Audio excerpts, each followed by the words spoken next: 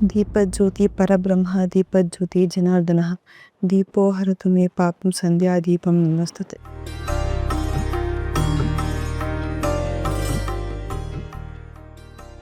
ನೀವಾ? ನಾವೇ. ಪಾಪ ಅಲ್ವಾ ಅಮ್ಮ, ಎಷ್ಟು ನೊಂದ್ಕೊಂಡಿದ್ದಾರೆ. ಕೆಲವು ವಿಚಾರಗಳು ಹಾಗೆ ಸರ್ಸು, ನಮ್ಮ ಕೈಲಿರೋದಿಲ್ಲ. ಆ ದೇವರೇ ಅವ್ರಿಗೆ ಸಮಾಧಾನ ಮಾಡಬೇಕು. ಸಮಾಧಾನ ಆದ್ರೆ ಸಾಕು. ಅಷ್ಟೇ ಸಾಕಾ? ಬೇರೇನೂ ಆಸೆ ಇಲ್ವೇ? ಹೆಂಡತಿ ಮನಸ್ಸಿನ ಆಳದಲ್ಲಿರೋ ಆಸೆಯನ್ನ ಈಗಲೇ ತಿಳ್ಕೊತಿರೋ, ಇಲ್ಲ ಅಗ್ನಿ ಕಾರ್ಯದಲ್ಲಿ ಅಗ್ನಿಯನ್ನ ಆಹ್ವಾನಿಸಿದ ಮೇಲೆ ತಿಳ್ಕೋಬೇಕಾ? ಹೆಂಡತಿಯ ಮನದಾಳಕ್ಕಿಳಿಯೋದಕ್ಕೆ ಅಗ್ನಿ ಕಾರ್ಯನೇ ಆಗ್ಬೇಕಾಗಿಲ್ಲ. ಅವಳ ಮನಸ್ಸಿಗೆ ಅವಳ ಕಣ್ಣುಗಳೇ ರಾಜಮಾರ್ಗ. ಆ ಕಣ್ಣುಗಳನ್ನ ನೋಡ್ತಾ ಇದ್ರೆ ಮನಸ್ಸಿನ ಆಳ ಕೆಳೆದು ಅವಳ ಬಯಕೆಗಳ ಮುತ್ತುಗಳನ್ನ ಆಯ್ದು ತರಬಹುದು. ಆದ್ರೆ ಅದಕ್ಕೆ ಪರಸ್ಪರರಿಗೆ ನಿಜವಾದ ಪ್ರೀತಿ ಇರಬೇಕು. ಅನುಮಾನ ನನ್ನ ಪ್ರೀತಿ ಬಗ್ಗೆನಾ ಅಥವಾ ನಿಮ್ಮ ಪ್ರೀತಿ ಬಗ್ಗೆನಾ? ಪರಿಶುದ್ಧ ಪ್ರೀತಿಯಲ್ಲಿ ಅನುಮಾನ ಎಲ್ಲಿಂದ ಬಂತು ಸರ್ಸು?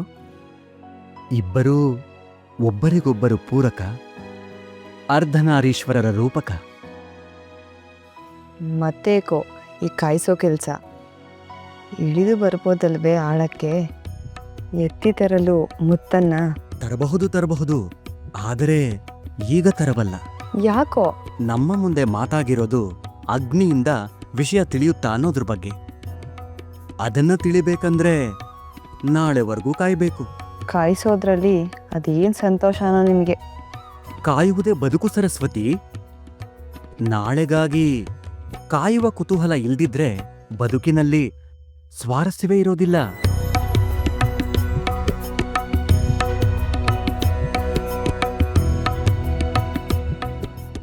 ಸರ್ಸು, ಮುಖ ಯಾಕೆ ಮುಚ್ಕೊಂಡೆ? ಕೈ ತೆಗಿಬಾರ್ದೆ? ಏನಾಯ್ತು? ನಿಮ್ಮ ಕಣ್ಣುಗಳನ್ನ ನೋಡ್ತಾ ಇದ್ದಾಗ ಮನ್ಸಲ್ಲಿ ಇನ್ನೂ ಒಂದು ಆಸೆ ಬಂತು. ಅದು ನಿಮ್ಗೆ ಗೊತ್ತಾಗಬಾರ್ದು ಅಂತ ಮುಖ ಮುಚ್ಕೊಂಡೆ.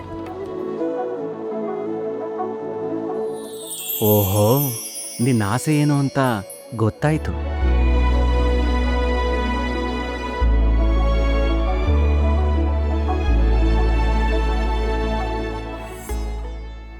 ಹಿಂದೆ ತಿರುಗು. ಏಕೆ? ತಿರುಗು, ಹೇಳ್ತೀನಿ.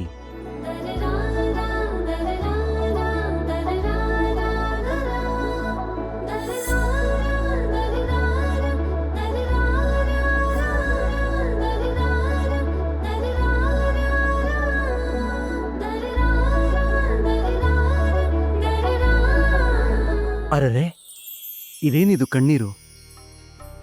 ನಿನ್ ಮನ್ಸ್ನಲ್ಲಿ ಮೂಡಿದ ಆಸೆ ಇದೆ ಅಲ್ವಾ?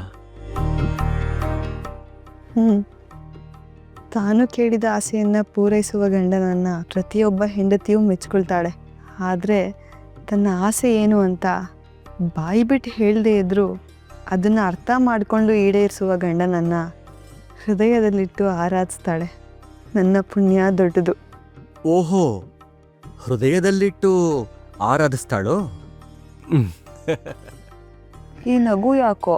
ಯಾಕೆ ಅಂತ ನಾವೇ ಹೇಳ್ಬೇಕೇನು?